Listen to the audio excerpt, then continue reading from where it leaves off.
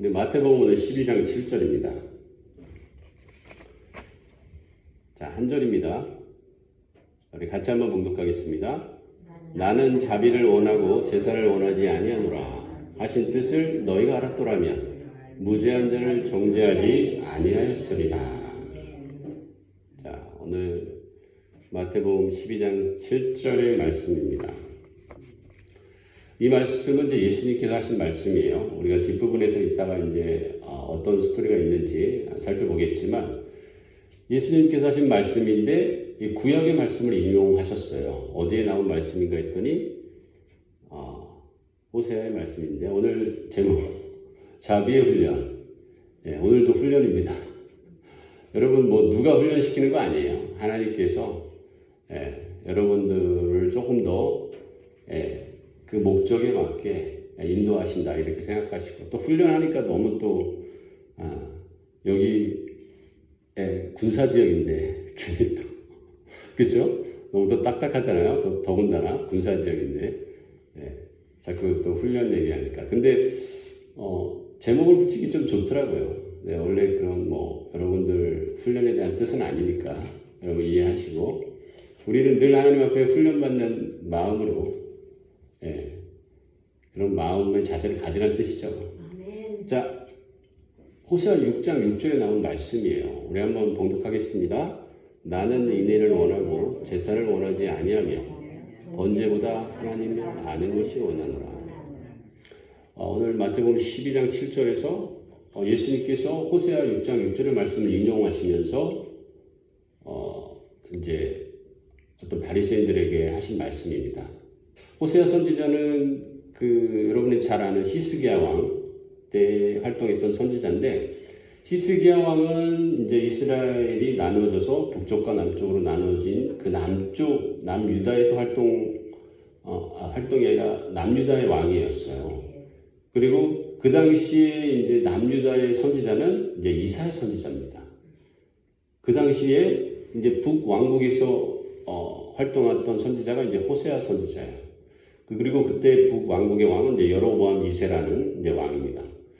그러니까 이 선지자가 동시에 호세아 선지자는 북쪽에서 이사야 선지자는 이제 남쪽에서 선지자로서 활동했던 그것을 이제 알 수가 있습니다. 하나님과 이스라엘의 관계를 그 호세아와 그 안에 고멜의 관계로 본 것이죠. 그래서 하나님의 마음을 호세아 선지자를 통해서 보여주고 있는 것입니다. 돌아오라는 거죠. 내가 다시 한번 너와의 관계를 회복하겠다는 것이죠. 정말 하나님의 마음을 아시겠습니까? 그때 호세아 선지자를 통해서 말씀하신 그 내용입니다. 말씀입니다. 나는 인애를 원하고 제사를 원하지 않아요. 말씀에 뭔가 이렇게 암시적인 부분이 있지 않습니까? 그죠? 하나님께 제사를 드리는 걸 왜 하나님께서 원하지 않다라고 얘기를 했겠습니까? 뭔가 단전적인 내용이 있다는 내용이죠. 그죠?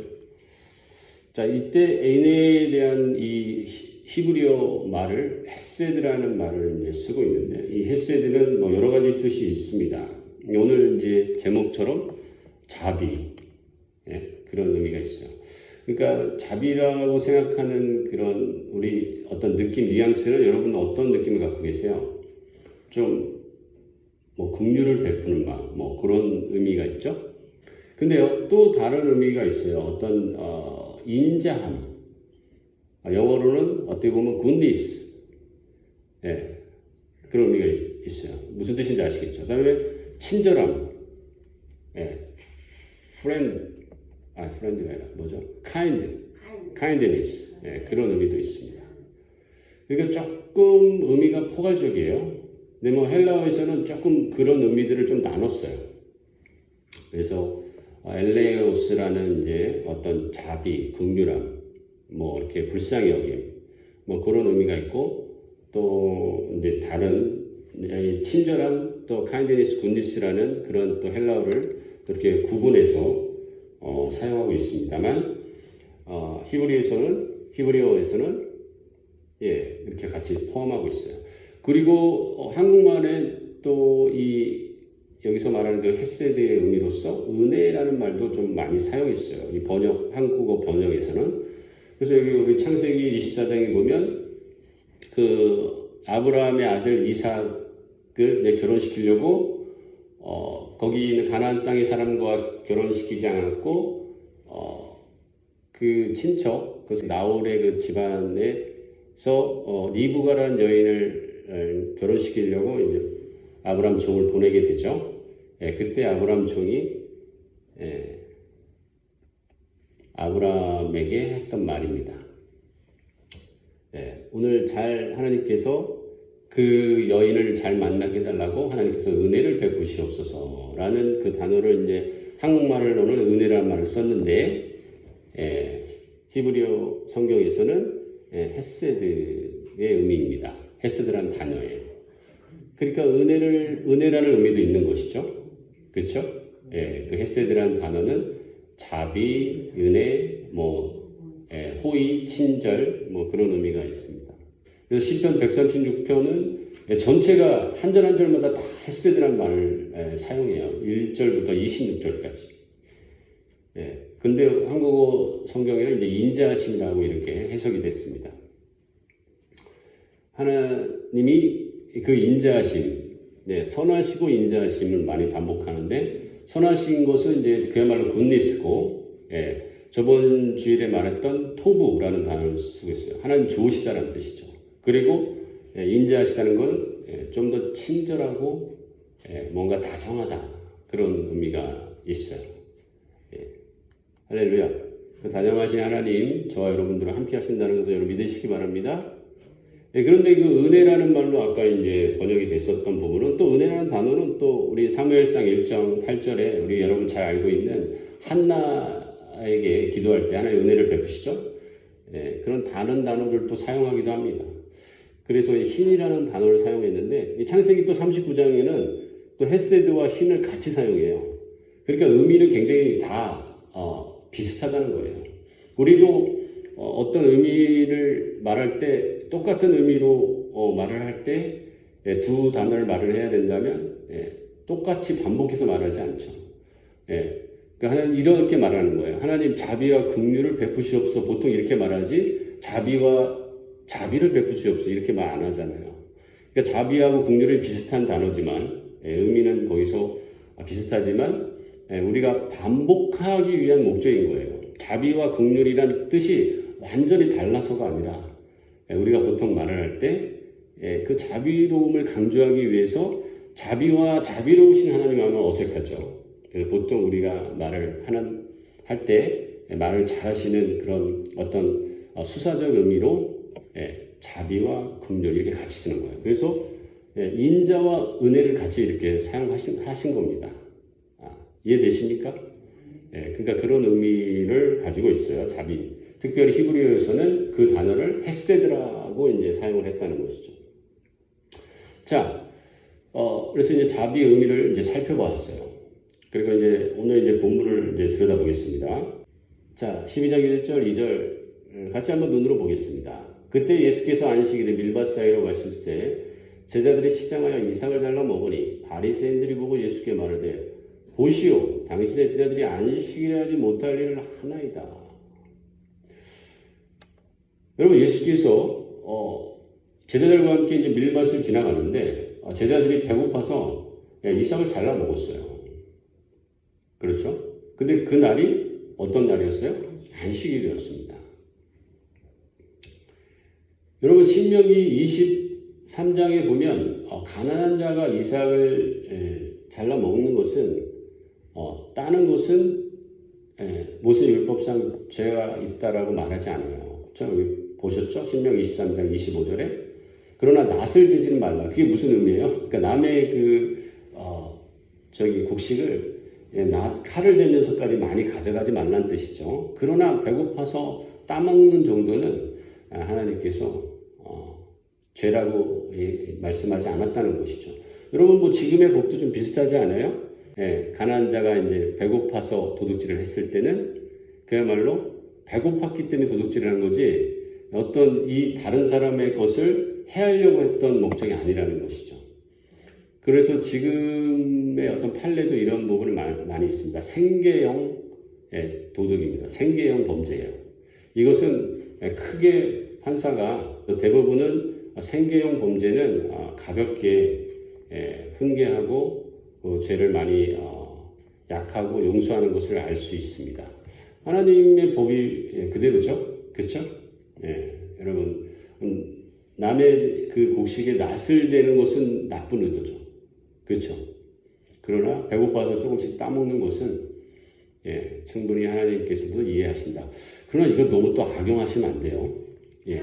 근데 우리 어렸을 때 우리 정립사님 경상도 사나이시고 우리 권사님들 경상도셨죠? 시골에 뭐 요때 뭐 설이라는 말을 많이 했잖아요. 그렇죠? 수박설이, 뭐 설이, 참외설이. 우리 웃으시는 거 보니까 정상근 집사님도 좀 기억이 나시나 봐요.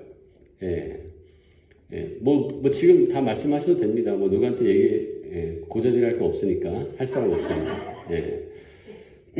뭐 그 당시에는 뭐 그게 뭐 죄라고 여기지 않는 것처럼 또 어르신들도 우리 만약에 어린 또 아이들이 그렇게 재미로 또 배고프고 또 추억으로 이렇게 하는 그 소리는 이해하셨을 거라 생각하고 또 뭐 정말 가난한 사람이 그렇게 먹는 거라면 그야말로 그것은 정말 이웃으로서 가난한 자를 돌봐야 될 오히려 책임이 있다라고 생각하는 것이 정말 하나님이 우리 인간에게 주시는 그런 국민한 마음일 거라 생각합니다.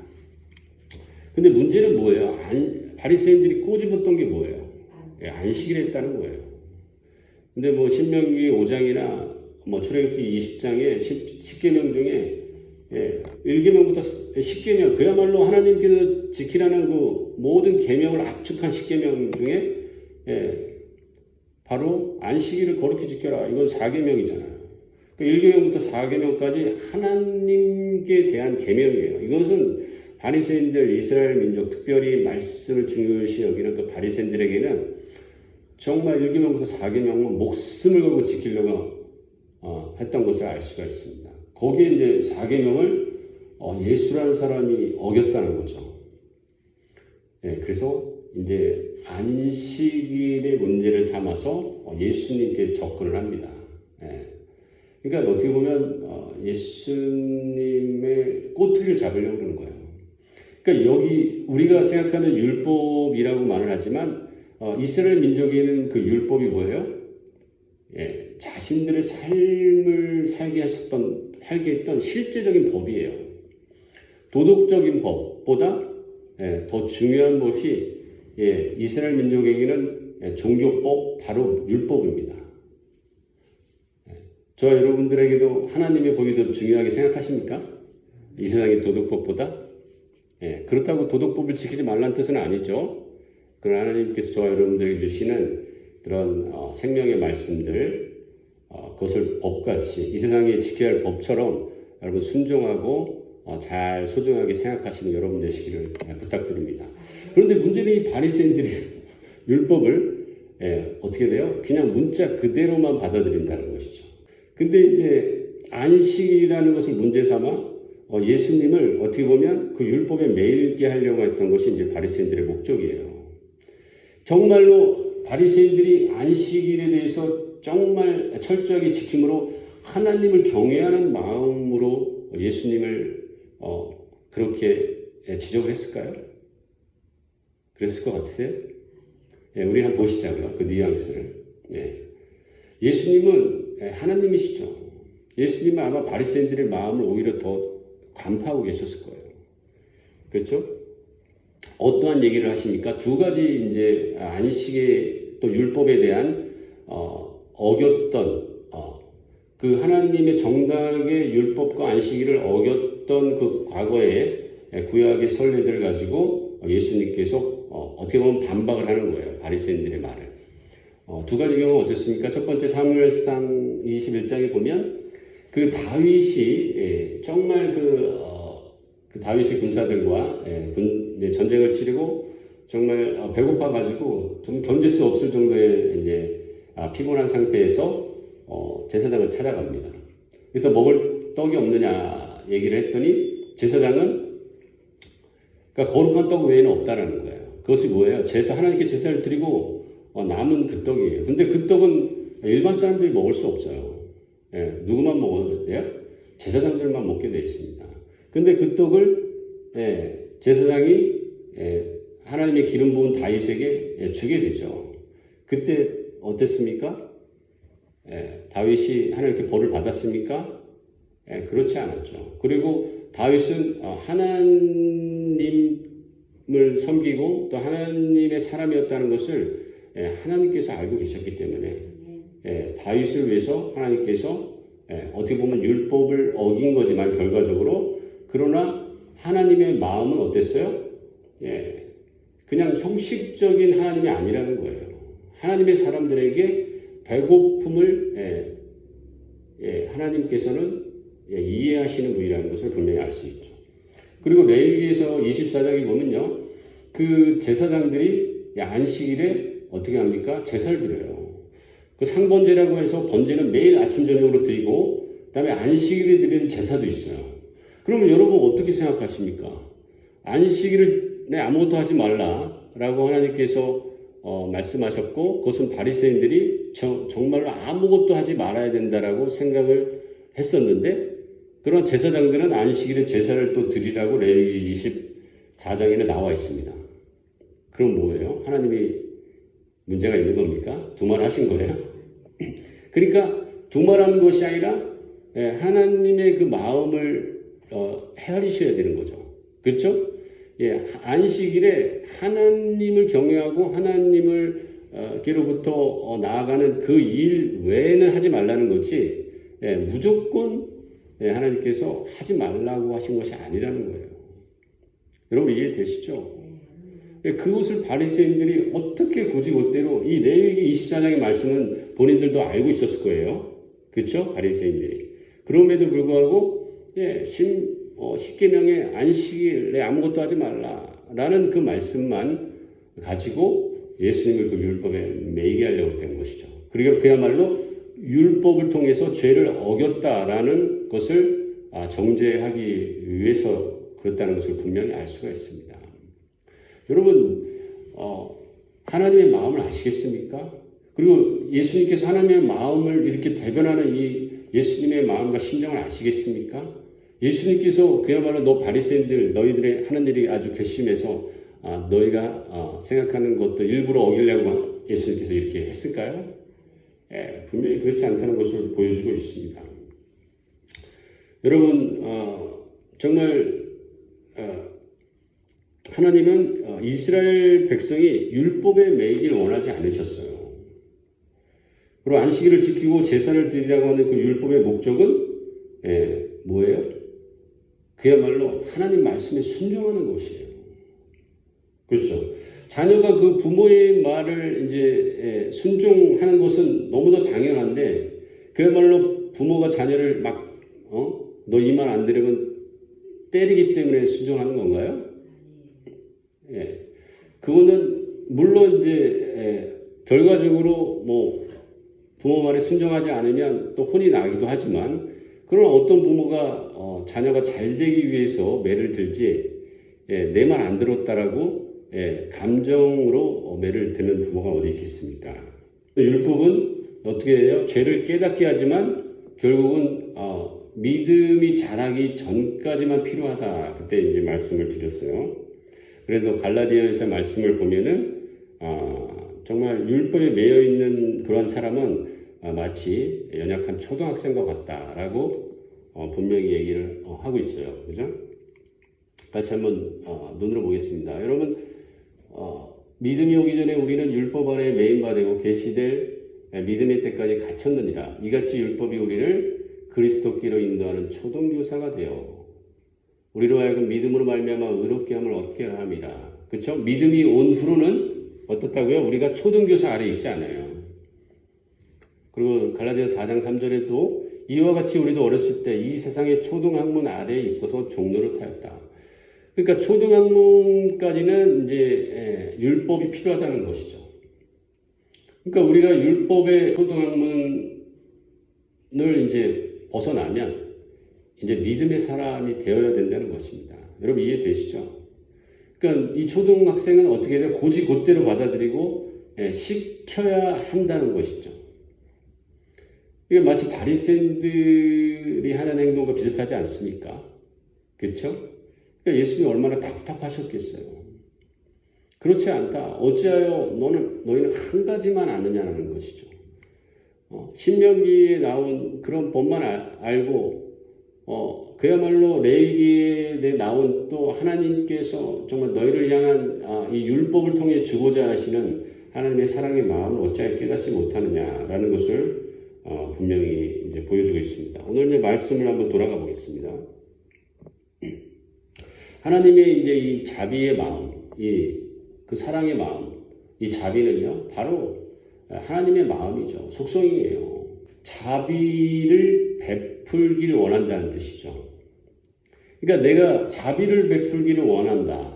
그리고 제사를 원하지 않는다. 제사를 받기를 원하지 않는다는 거예요. 그러니까 너희가 제사를 계속해서 드리면서 제사만 드리면 내가 하나님 앞에 순종했다라고 생각하는 그런 마음에서 나는 그 제사를 받고자 하는 것이 아니라 제사를 통해서 오히려 너에게 자비를 베풀기를 원한다는 거예요. 자비가 뭐예요? 죄를 용서하는 그 자비를 베풀기를 원한다는 거예요. 그러니까 하나님이 기뻐하시는 것은 사람들이 제사를 드릴 때 죄가 없어지는 것을 기뻐하는 것이었지 하나님 앞에 나와 뭔가 예물을 드리고 짐승을 잡는 그것을 기뻐하는 것이 아니라는 것입니다.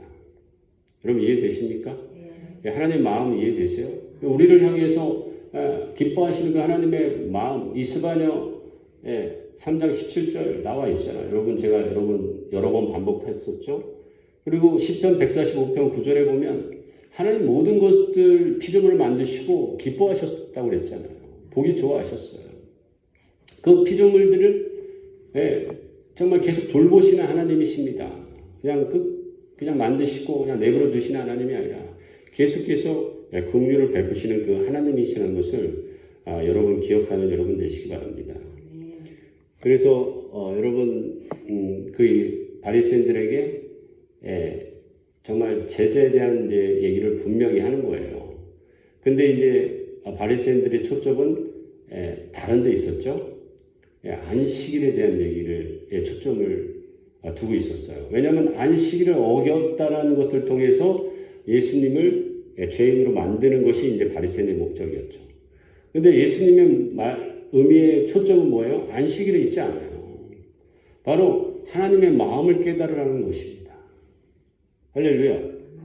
그래서 그 12장 7절이 오늘 이제 본문 읽었던 본문인데 그 전으로 한번 밑줄 친 부분이 이제 6절이죠. 그리고 오늘 읽었던 본문이 이제 7절이고 이제 맨 밑에가 이제 밑줄 친 부분이 8절입니다. 같이 한번 읽겠습니다. 내가 너희에게 이르노니 성전보다 더 큰 이가 여기 있느니라. 나는 자비를 원하고 제사를 원하지 아니하노라 하신 뜻을 너희가 알았더라면 무죄한 자를 정죄하지 아니하였습니다. 인자는 안식일의 주인이라 하시니라. 여러분 주님께서 마지막에 안식일의 주인이라고 얘기했지만 이걸 안식일에 대해 초점을 맞추려고 말씀하신 것이 아니라는 거예요. 무엇이냐? 오늘 12장 7절의 본문의 말씀을 가지고 앞 뒤에 있는 그 구절에 어떤 의미가 있습니까? 바로 하나님의 주권을 얘기하고 있어요.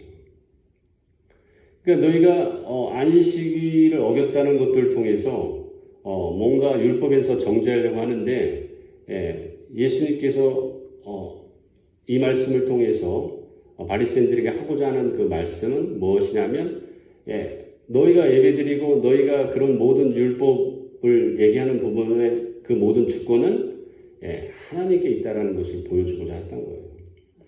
안식일을 어기고 안식일을 내가 지켰다는 것에 예수님은 관심이 없어요. 너희가 말하는 그 안식일 바로 주인이 난데 너희는 어떻게 주인을 두고 주인의 뜻을 모르고 그냥 그 안식일에 대한 그 율법의 말만 가지고 그 죄를 범하려고 하느냐라고 분명히 얘기하고 있습니다. 여러분 하나님께서 우리에게 말씀하신 것은 하나님의 주권을 인정하는 것입니다. 우리의 모든 삶 가운데서도 마찬가지입니다. 하나님께서 우리의 삶 가운데 자비를 베푸시기를 원하세요. 그것이 주님의 마음이에요. 하나님의 마음이에요. 그럼 우리가 어떻게 해야 돼요? 자비를 구하셔야 됩니다. 할렐루야. 그럼 하나님 자비를 베푸시려고 하는데 어떻게 인간이 해야 되겠습니까? 하나님이 자비를 베풀 수 있도록 겸손히 나아가야 된다는 거예요. 그러니까 예수님의 말씀을 보세요. 너희가 제사를 원하지 아니하노라 하신 뜻을 알았더라면 정죄하지 않았을 것이다. 그러니까 여러분 하나님의 마음을 알 때 바로 우리가 겸손해질 수 있는 것이죠. 그러니까 자비를 베푸시는 자비를 베풀고자 하는 하나님의 마음을 알 때 바로 우리는 겸손해져서 자비를 구할 수 있는 것입니다. 그럼 하나님의 마음은 자비를 베풀기를 원하시는데 우리의 행동은 당연하게 하나님이 자비를 당연하게 생각한다면 여러분 하나님께서 자비를 베풀 수 있을까요?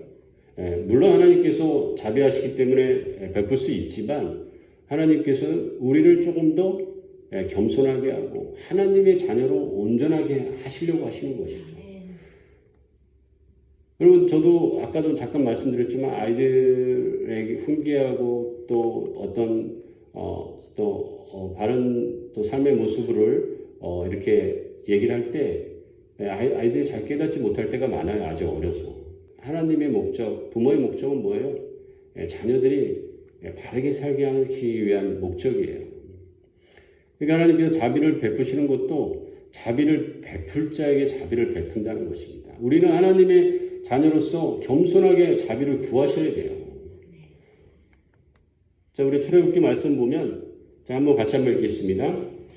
여호와께서 이르시되 내가 내 모든 선한 것을 내 앞으로 지나가게 하고 여호와 이름을 내 앞에 선포하리라. 나는 은혜 베풀 자에게 은혜를 베풀고 긍휼히 여길 자에게 긍휼을 베푸신다. 하나님 선하신 분이십니다. 긍휼을 베풀 자는 당연히 긍휼을 베푸세요. 그러니까 어떻게 돼요? 우리가 긍휼을 베풀 자가 돼야 되는 것이죠. 하나님이 자비를 베푸실 수 있도록 우리가 여러분 겸손히 구하셔야 되는 거예요. 여러분 마땅히 생각하지 말고 또 그렇게 부모의 마음을 이해하지 못하고 정말 율법적으로 당연하게 여긴다면 하나님이 기뻐하지 않는다는 모습을 볼 수 있습니다. 할렐루야. 하나님께서 어떻게 은혜를 베푸셨어요? 가장 정말 우리 인간의 죄를 용서하시고 은혜를 베푸신 최대 클라이막스가 뭐예요? 예수님의 십자가잖아요. 예수님의 십자가의 은혜를 베푸셨잖아요. 하나님께서는 정말 그렇게 우리를 사랑하시고 자비를 베푸시기 원하시는 분이십니다. 여러분 그래서 우리는 하나님의 그 자비 앞에 그 마음 앞에 겸손히 자비를 구하는 여러분 되시기 바랍니다. 여러분 그것을 구하는 거예요. 여러분 구하라 주실 것이었는데 이 세상의 것들만 너무 구하지 마시고 그러니까 하나님은 주시려고 하는 마음이 하늘의 복인데 우리는 구하는 것이 엉뚱한 것을 구한다면 하나님의 뜻대로 그것이 응답되지 못할 수 있다는 것이죠. 그것이 약간 아까 오늘 본문의 말씀처럼 예수님이 말씀하는 내용과 바리새인들이 생각하는 내용과 이렇게 상반되고 엉뚱한 얘기를 바리새인들이 하는 것을 알 수 있어요. 바리새인들은 안식일 가지고 얘기를 하고 있어요. 근데 예수님의 말씀 뭐예요? 안식일은 하나의 예를 든 거예요. 이해되시죠? 거기 초점이 뭐예요? 모든 주권 하나님께 있는데 모든 주인이 하나님이신데 자비를 베푸시는 분도 하나님이라는 거예요. 그것을 마땅히 여기지 말고 자비 받을 것을 마땅히 여기지 말고 자비를 주시는 그 하나님의 마음을 깨달아 하나님 앞에 은혜를 구하는 저와 여러분 되시기를 주며 축복합니다. 그것이 이제 어떻게 보면 우리가 지금 성령님께 구해야 되는 거예요. 성령님이 로마서 8장 26절에 뭐라고 그랬습니까? 우리가 마땅히 기도할 바를 알지 못하나 제가 자주 인용하는 부분이죠. 우리를 위하여 말할 수 없는 탄식을 가지고 우리를 위하여 하나님께 간구하여 주십니다. 그러니까 우리가 성령님을 구하셔야죠. 하나님께 우리의 마음, 우리의 기도를 가지고 성령님이 하나님께 대신 간구해 주니까. 그러니까 이게 왜 대신 간구해줘요? 우리는 아직 죄성이 있잖아요. 그러니까 예수님이 예수님의 보혈이 중보가 돼야 되고, 예수님이 중보자가 돼야 되고, 그다음에 성령님이 우리를 통하여 거룩하게 만드셔서 하나님께 나아가게 하는 그런 중보자, 보혜사가 되신다는 것이죠. 죄를 사하시는 분, 용서하시는 분은 누구세요? 하나님이시잖아요.